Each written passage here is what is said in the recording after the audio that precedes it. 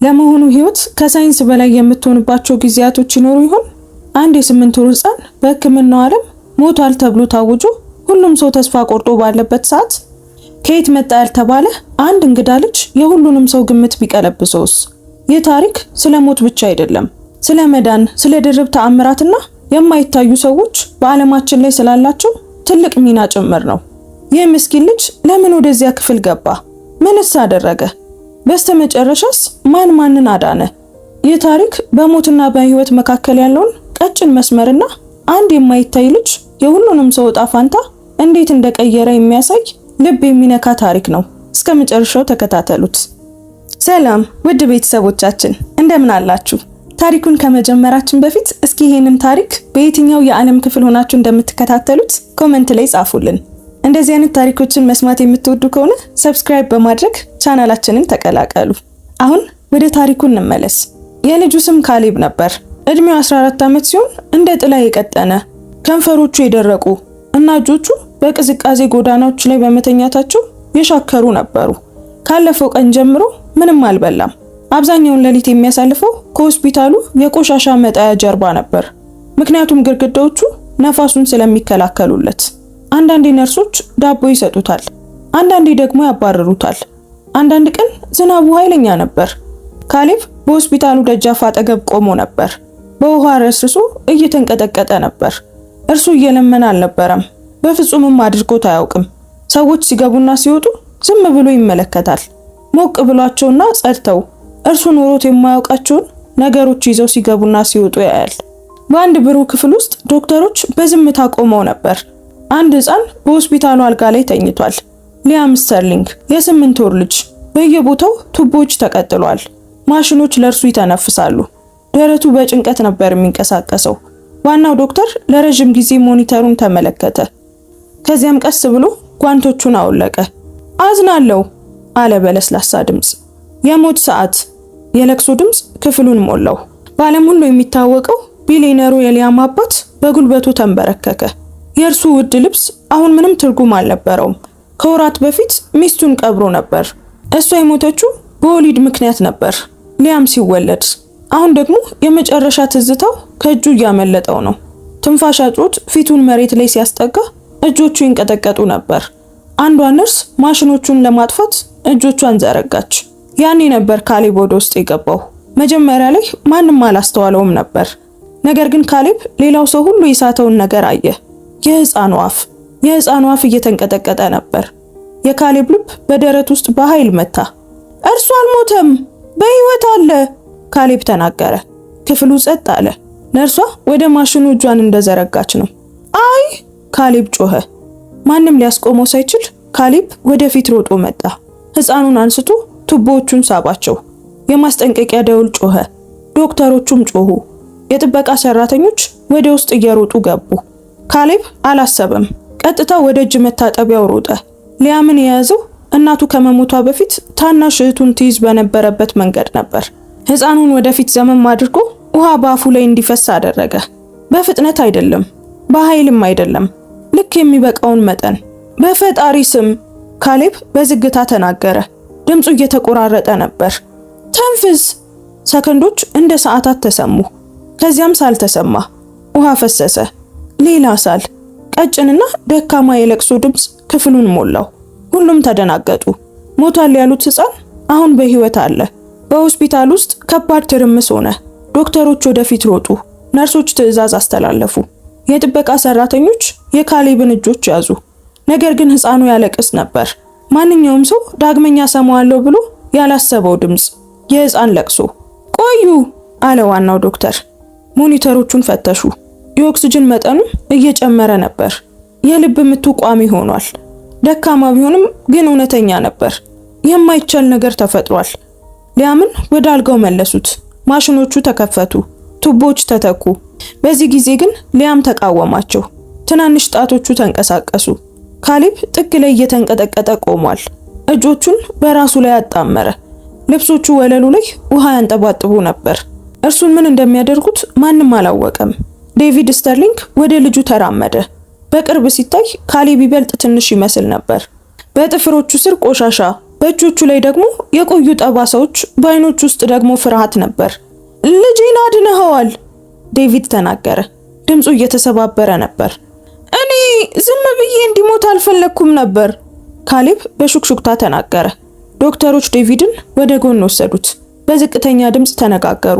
ልጁ ያደረገው ነገር ሊሰራ አይገባውም ነበር። ለዚህ ምንም አይነት የሕክምና ማብራሪያ የለውም። ነገር ግን ሕፃኑ ምላሽ ሰጠ። እንደገና ምርመራ አደረጉ።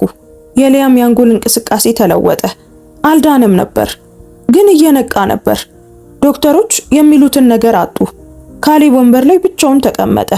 ሆዱ ይጮህ ነበር። አንዲት ነርስ ምግብ አመጣችለት። ቢቸኩል የሚጠፋበት ይመስል ቀስ ብሎ እያጣጣመ በላ። ቆየት ብሎ በዚያው ምሽት ዴቪድ ተመለሰ።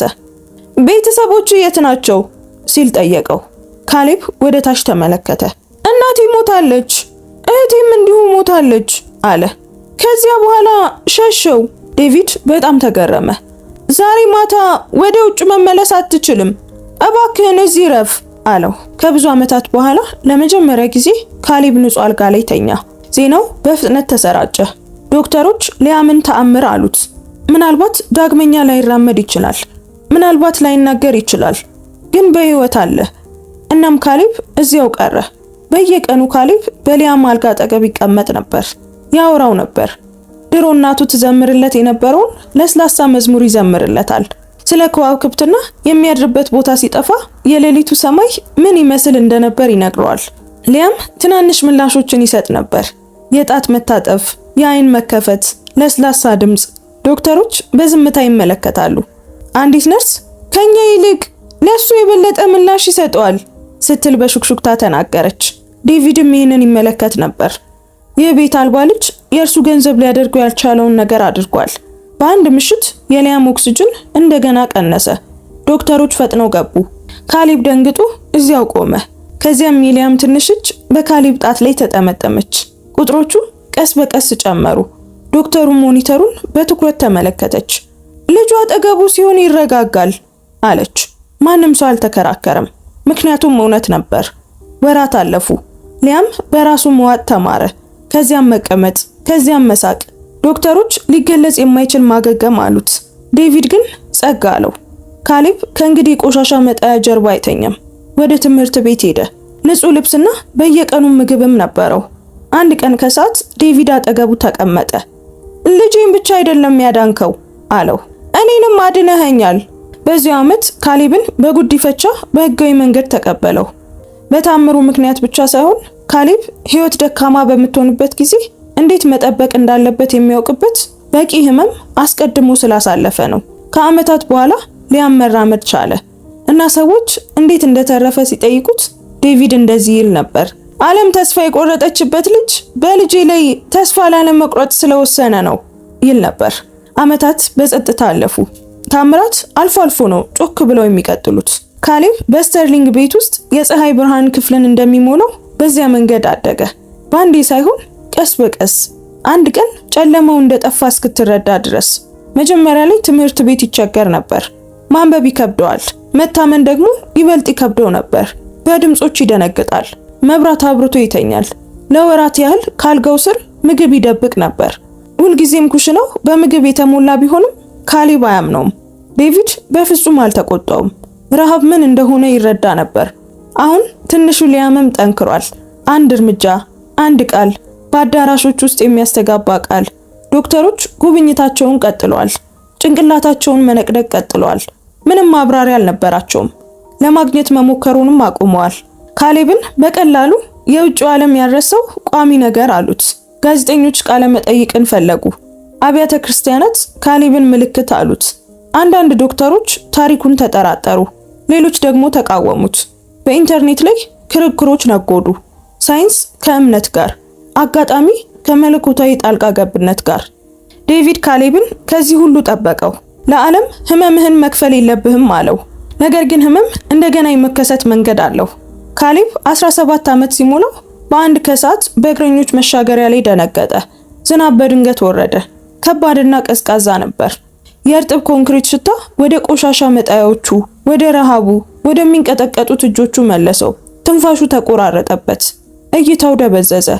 አሁን 6 ዓመት የሆነው ሊያም መጀመሪያ አስተዋለ። ካሌብ አለው በለስላሳ ድምጽ። እጁን እየያዘው ነበር። ካሌብ በጉልበቱ ተንበረከከ።